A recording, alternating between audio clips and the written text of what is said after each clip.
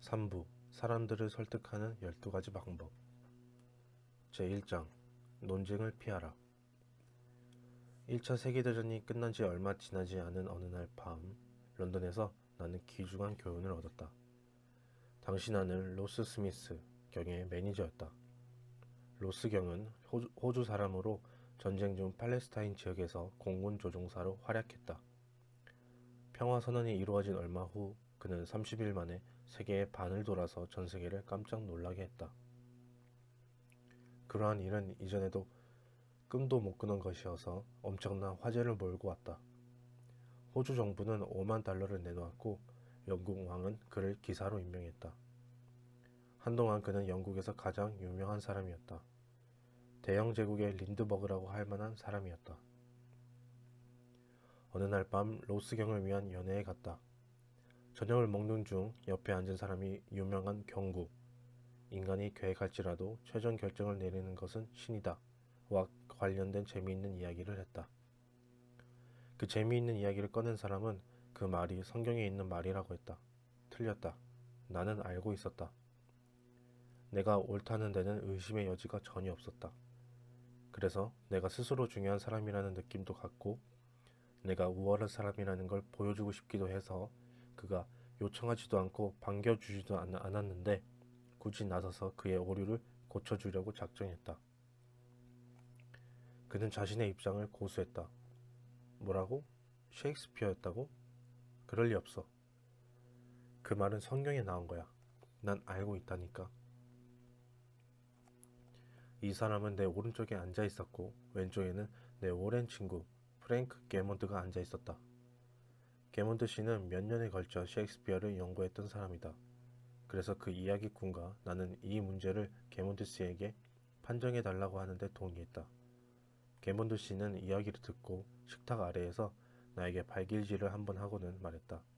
데일, 네가 틀렸어. 이 신사문이 오라. 성경 말씀이야. 그날 밤 집으로 오는 길에 나는 게몬드 씨에게 말했다. 프랭크, 그 말을 셰익스피어가 썼다는 건 너도 알잖아. 그럼 물론이지. 그는 대답했다. 햄릿 5막 2장이지. 하지만 데일, 우린 즐거운 연애에 손님으로 간 거잖아. 왜 그 사람이 틀렸다는 걸 증명해야 해? 그러면 그 사람이 널 좋아할까? 그냥 체면을 살려주면 좋잖아. 그 사람은 네 의견을 묻지도 않았어. 원치도 않았고. 그런데 왜 그런 사람과 논쟁을 해? 예리한 칼날은 피하고 보는 법이야. 예리한 칼날은 피하고 보라. 이 말을 한 사람은 지금은 가고 없지만 그가 가르쳐준 교훈은 계속 남아있다. 정말 필요했던 교훈이었다. 나는 당시 못 말리는 논쟁의 달인이었다. 어릴 때 나는 형과 은하순 아래에 있는 모든 것에 대해 논쟁했다. 대학에 가서는 논리학과 논증을 공부했고 토론 대회에 나가기도 했다. 나는 미주리에서 태어났고 거기서는 그렇게 배웠다. 나중에는 뉴욕에서 토론과 논증을 가르쳤다. 이야기하기도 창피한 말이지만 한때는 그 주제로 책을 한 권 써볼까 생각도 했었다. 그 이후로 나는 수도 없이 많은 논쟁을 귀 기울여 듣기도 하고 비판도 하고 거기에 참여도 하고 그 결과를 지켜보기도 했다. 그 결과 내가 도달한 결론은 다음과 같다. 논쟁에서 이기는 방법은 세상에 단 하나밖에 없다. 바로 논쟁을 피하는 것이다.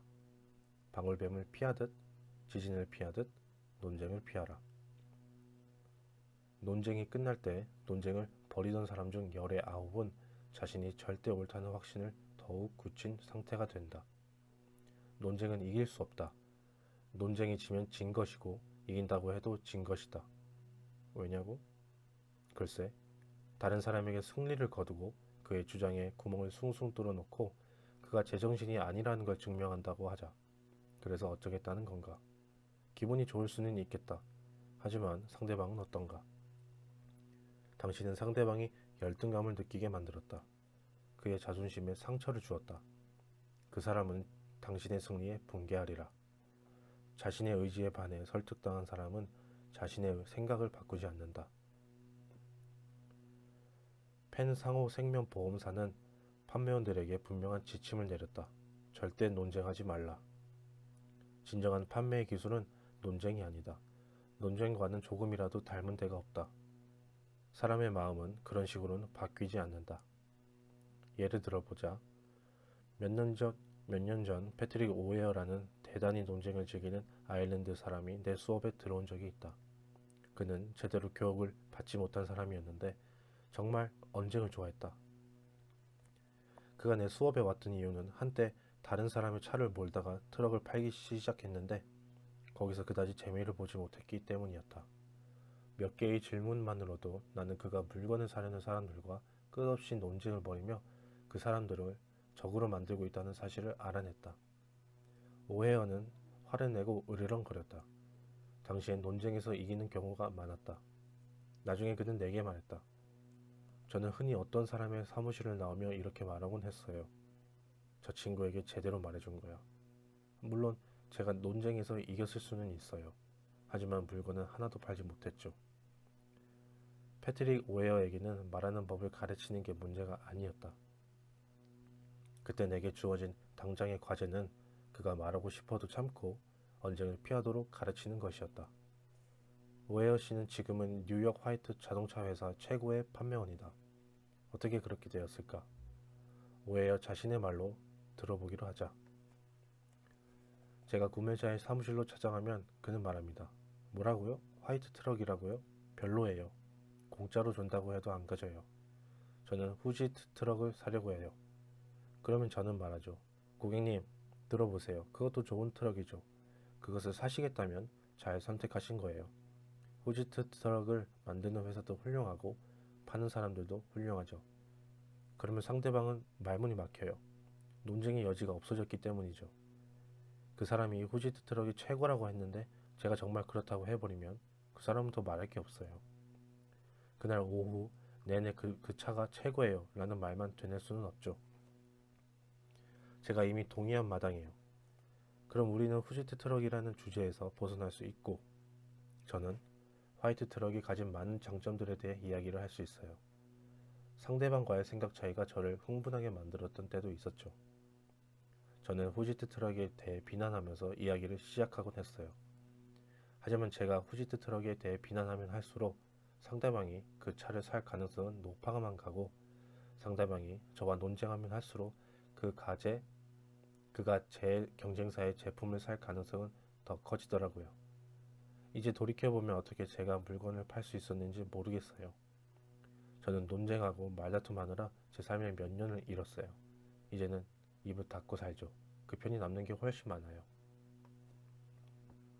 현명한 사람이었던 벤자민 프랭클린은 이렇게 말하곤 했다. 논쟁하고 지지 않으려 애쓰고 반박을 하면 때로는 승리를 얻을 수도 있다. 하지만 상대방의 호의를 얻지 못한다면 그것은 공허한 승리에 불과하다. 그러니 스스로 판단하라. 무엇을 원하는가? 학문학적이고 극적인 승리를 원하는가?